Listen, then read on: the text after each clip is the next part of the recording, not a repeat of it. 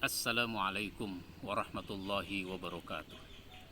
Alhamdulillahilladzi anzala as-sakinata fi qulubil mu'minin liyazdadu imanan ma'a imanihim walillahi junudus samawati wal ardh wa kana Allahu aliman hakima. Asyhadu an la ilaha illallah wahdahu la syarikalah wa asyhadu anna Muhammadan abduhu wa rasuluh la nabiyya ba'da. Amma ba'd. Saudaraku kaum muslimin dimanapun Anda berada, setiap kita punya hati, dan hati ini menjadi sesuatu yang sangat menentukan baik dan buruknya seseorang.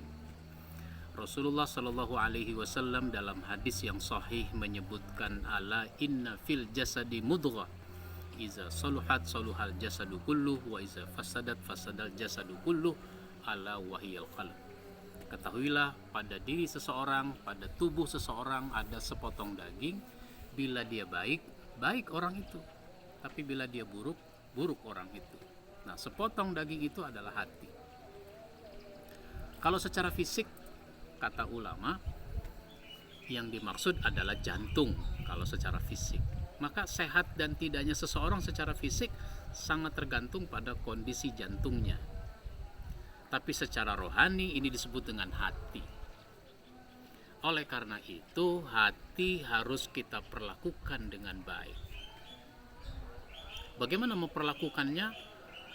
Ada 5 cara kita memperlakukan hati.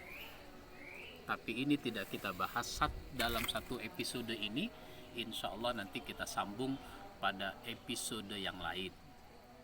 Yang pertama, hati itu harus dibuka. Yang menutup hati itu orang kafir. Innal ladzina kafaru sawaun alaihim a anzartahum am lam tunzirhum la yu'minun. Sesungguhnya orang kafir itu sama saja dikasih peringatan atau tidak, dia tidak beriman. Khatamallahu ala qulubihim. Allah sudah tutup hati mereka. Wa ala samihim, pendengarannya juga ditutup. Wa ala absarihim, penglihatannya juga ditutup. Nah, oleh karenanya semua kita harus membuka hati, jangan menutup hati. Orang kafir itu menutup hati. Dikasih peringatan, nggak dikasih peringatan, sama saja dia tidak beriman. Kafir itu dari kata kafaro. Kafaro itu menutup. Itu kalau kita punya buku itu ada cover. Saya tidak tahu cover ini dari bahasa Arab apa bukan. Yang jelas cover itu menutup isi.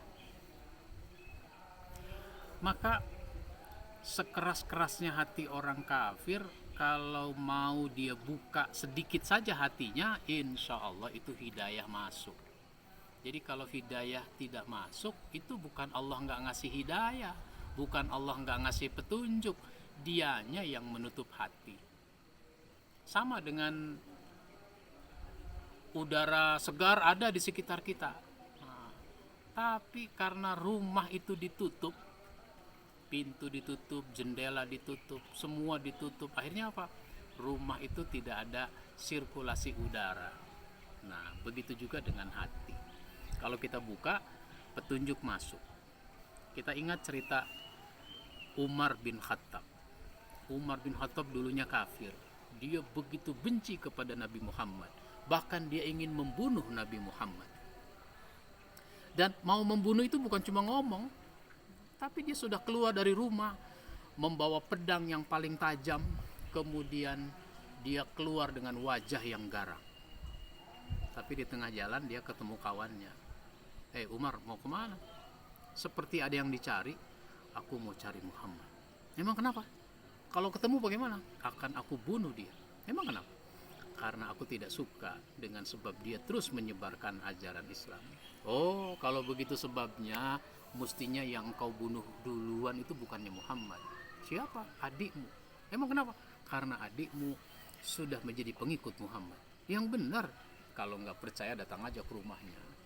Akhirnya dia datang ke rumahnya. Ternyata adiknya sedang membaca Al-Quran. Umar marah, sampai kemudian Umar memukul adiknya. Sesudah adiknya mengalami luka, darah memuncrat, maka Umar mulai bertanya di dalam hatinya, kenapa ini adiknya? Akhirnya dia tanya, apa yang kamu baca? Al-Quran. Bolehkah aku ikut membacanya? Oh, boleh saja. Bolehkah aku ikut mendengarkannya? Boleh. Nah, maka itu namanya Umar sudah mulai membuka hati. Boleh, tapi kamu mandi dulu. Wah, mandi dia. Itu membuka hati lebih dalam. Buka hati lebih lebar lagi. Nah, sampai akhirnya suasana sudah kondusif, adem. Nah, maka Umar mendengarkan adiknya baca Quran. Surat Toha yang dibaca. Sampailah ayat 14. Innani anallah. Sesungguhnya aku ini Allah. Umar heran, baru sekali ini ada Tuhan ngaku namanya siapa, yaitu Allah. Sebab apa? Tuhan-Tuhan yang dipertuhankan manusia itu dinamai oleh orang yang menuhankannya. La ilaha illa ana, tidak ada Tuhan kecuali aku. Fa'budni, maka mengabdilah kamu kepada aku. Wa aqimis sholata li zikri, dirikan sholat untuk ingat kepada aku. Nah begitu. Jadi akhirnya Umar membuka hatinya lebih lebar, yang membuat dia menerima hidayah dari Allah Subhanahu wa Ta'ala. Oleh karenanya, buka hati kita biar supaya kebenaran, siapapun yang bicara tentang kebaikan, kita mudah memasukkannya ke dalam hati kita masing-masing. Ini yang pertama. Insya Allah kita sambung pada episode berikutnya. Wabillahi taufiq wal hidayah. Wassalamualaikum warahmatullahi wabarakatuh.